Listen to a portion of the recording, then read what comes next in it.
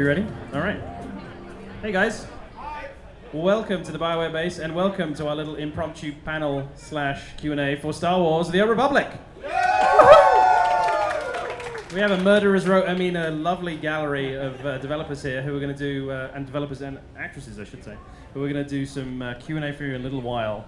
But before that, I'm going to very quickly run through a super abbreviated version of the panel that we did yesterday, which not everybody would have necessarily gotten to see. So let's all cross our fingers that it actually works. No, not that one. You're afraid.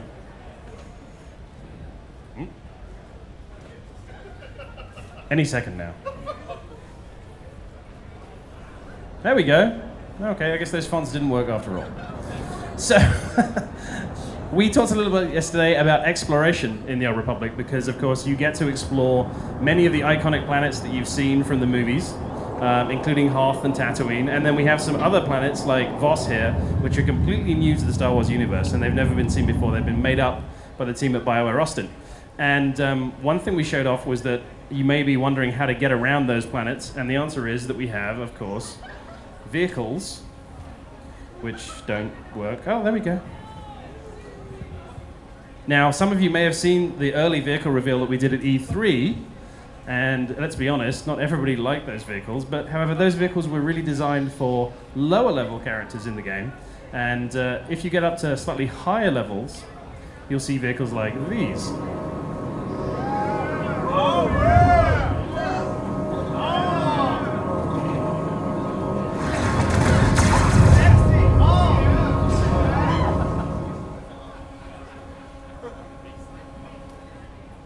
In addition, if you get up to the sort of maximum levels in the game, you may be able to drive one of these bad boys. Yeah, that's awesome. There we go.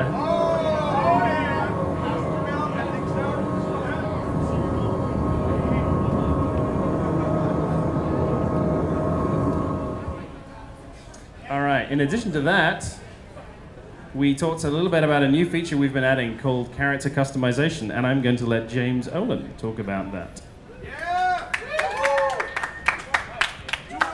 Well, there's not much to talk about that. Just companion characters are, one of our biggest features. It's been a staple of BioWare games for 15 years, and we've been working on them and to improve them. And we've been making small improvements and large improvements. And I can't really talk about the large improvements we've been making, though they do involve things like AI and...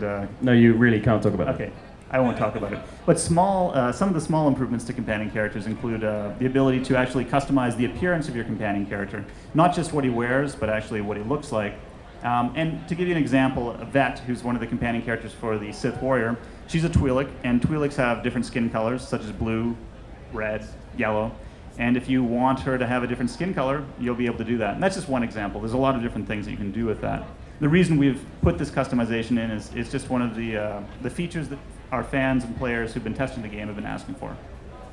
And of course, you'll be able to customize your companions like Vet with different armor sets and different weaponry. And we'll have much more to talk about that in weeks and months. Ooh, that's nice.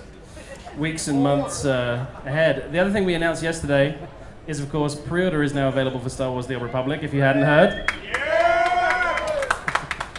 So we've got 3 different SKUs, as we like to say in the business, 3 different editions of the game. Number 1 is the standard edition.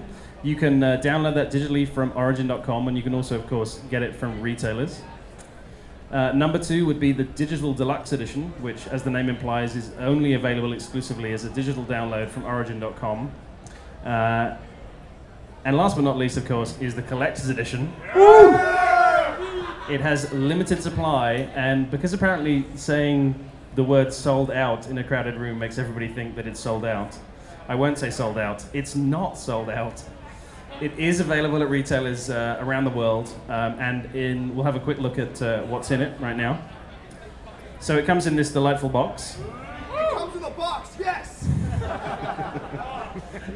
It features the Journal of Master Nostural, which is, if anyone has seen the timeline series of videos which are on the Star Wars website, they're narrated by Master Nostural.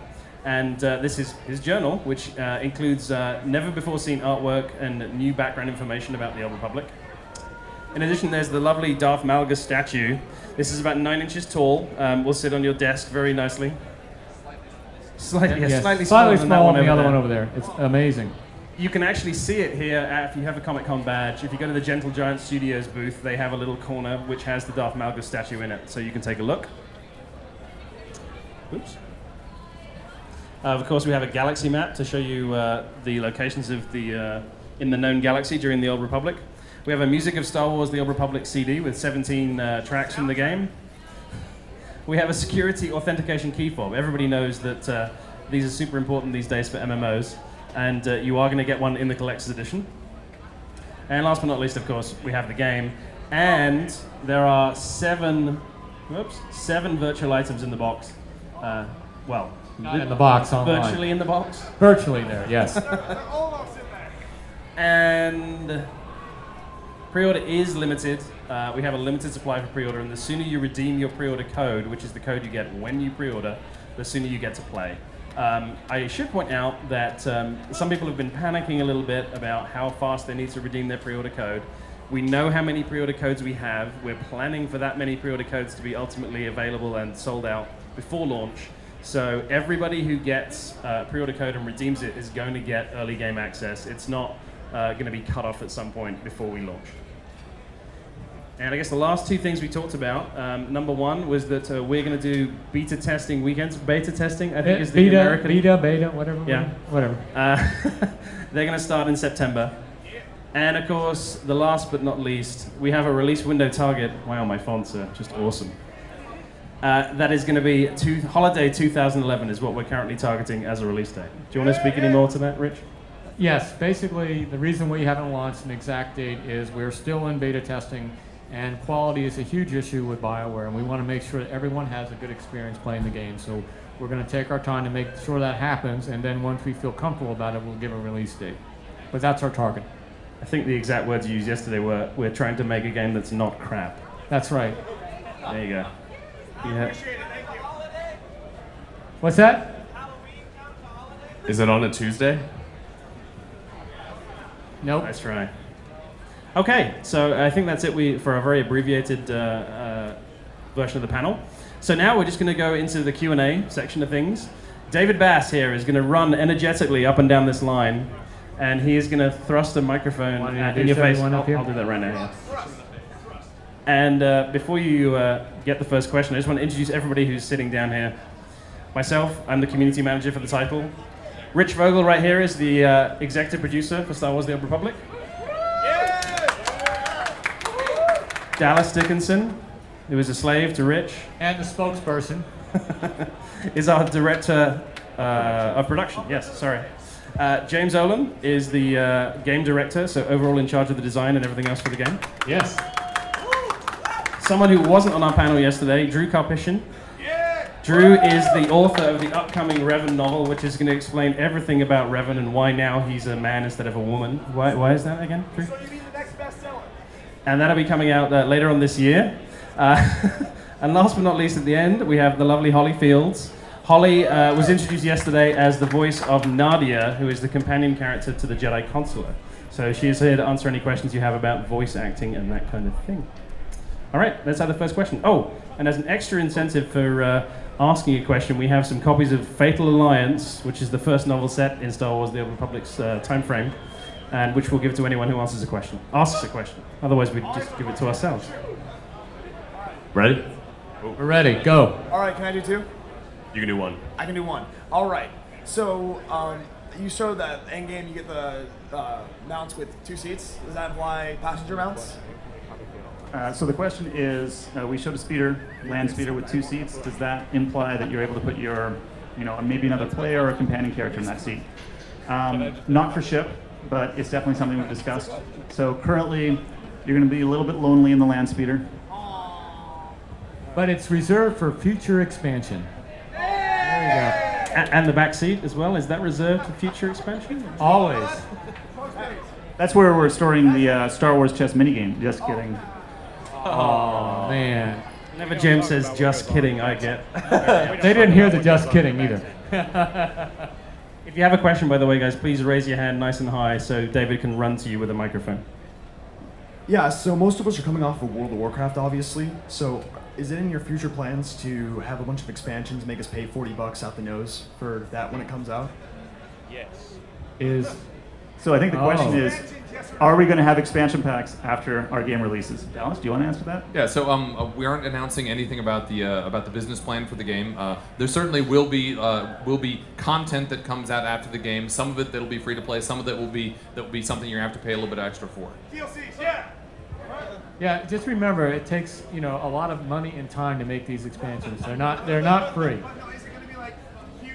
You have to pay $40 for this huge extra zone, or like a little bit here, a little bit there? We haven't really gone into that or any of the detail. Expansion will be a major release for us. Yes. All right, thank you. Yes. I'm willing to pay for it. I'll pay. All right. Who's next? Oh, there's David. Hello there, everyone. So I have a question about the player starships and like when you get higher level, like will you be able to, get higher shields or upgrade your shields and weapons and all that? So the question is, when you get a starship, are you going to be able to customize your starship by improving its shields, weapons, speed, hyperdrive, engine, all that stuff?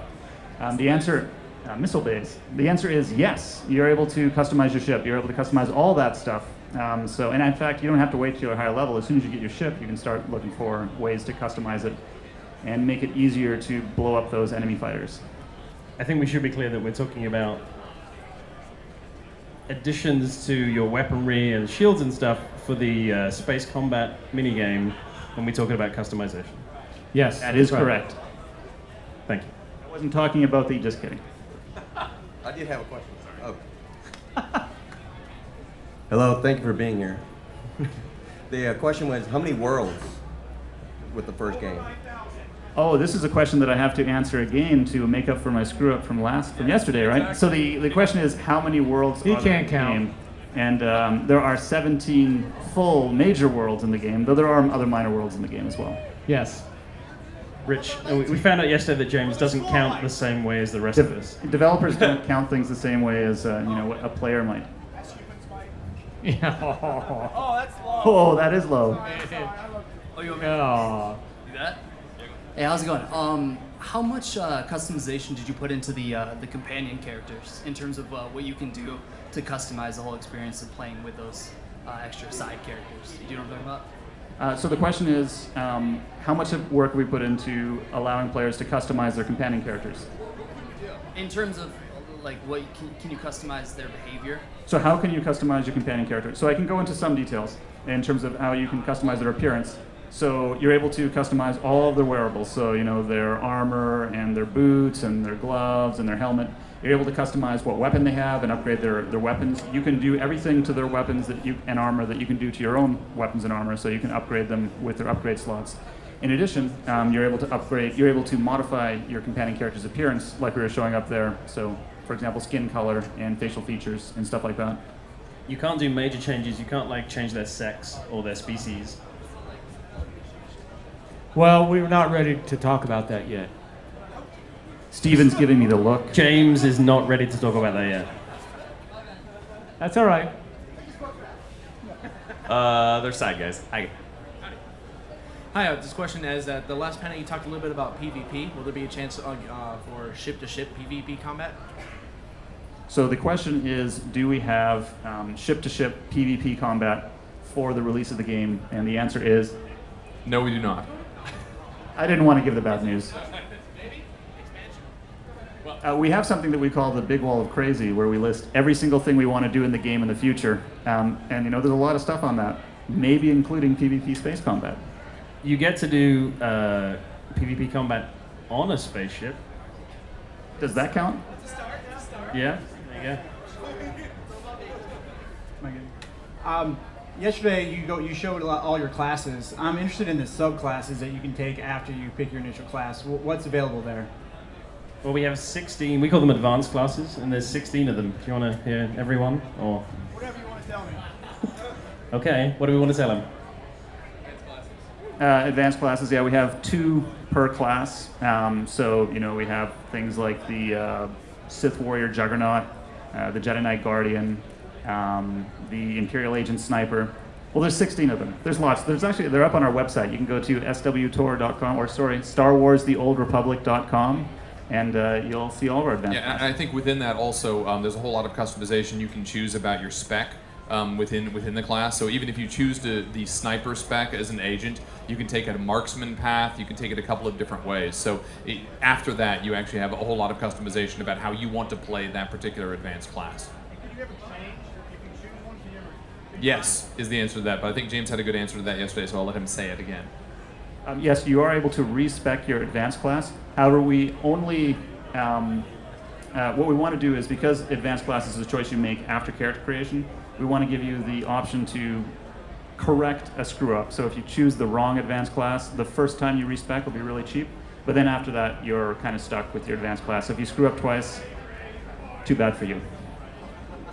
All the way on the other side, guys. Over here. Clarifying. Hey.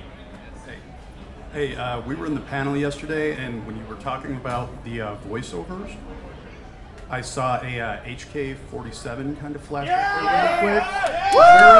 Is there anything that you can say about that? He's in the game. That was my question. Meat bags. Hey, Drew, do you want to talk about HK-47? Well, Stephen, what are we allowed to talk about? He's in the game. He's been in the game, we've had videos which he's featured in, so he's Yeah, we don't want to reveal too much about it because we don't want to wreck the story. So Drew can talk a little bit about HK-47 without wrecking the reveal. All I'm going to say is that anyone who played the original Knights of the Old Republic knows a big part of the game was the characters and your strong interactions with them.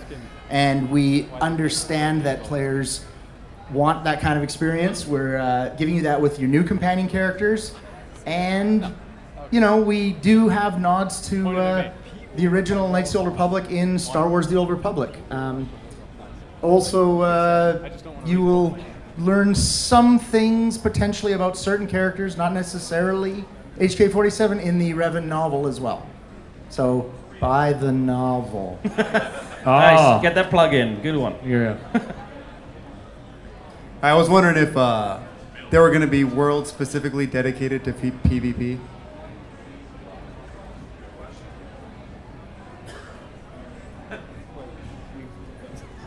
Who's got the Jeopardy? So we have confirmed, so the question is are the worlds devoted to PvP? We have confirmed that we do have open world PvP in the game. So one of our worlds, yes, has a huge area of it that is devoted to open world PvP, but we're not going into details about how that plays until in the future. We'll be talking about PvP a lot more over the summer, though.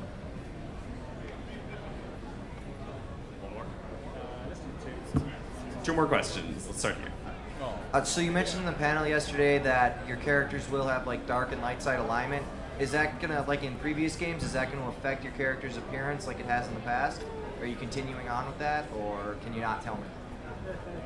So the question is light side and dark side going to affect your appearance in Star Wars The Old Republic just like it does in Star Wars Knights of the Old Republic? And the answer is we would love it to, but we can't reveal anything about that right now. All right, last question. Make it a good one. All right. For the romance angle, are you gonna have the best case scenario where your girlfriend or boyfriend just disappears and you never see them again, or is there going to be a spin-off where you have the psycho ex-girlfriend and the stalker ex-boyfriend showing up? Daniel has a really good answer for this, but sadly he's not with us. You can give the Daniel answer. I could make it sound like he died. He doesn't. Well, I mean, you know, he does point out that there are lots of different kinds of romances in the game, as he says. Like and the crazy romances are in there as well as the nice storybook romances. Do you want to talk about death? Oh, you mean companion character death? Yeah. Well, the answer to companion character death is we flirted with that because it is something we've done in previous BioWare games. You know, sometimes you have to choose between companion characters.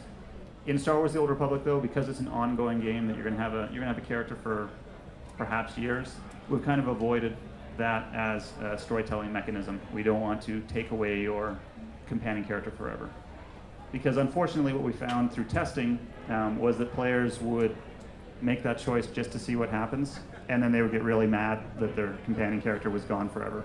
If you're they can't reload the game. And if you're used to playing with a healer as your companion, because they have different aspects of their aid in combat, and you lose your healer, that hurts a lot. And so we got a lot of feedback when people would lose a healer that was not cool.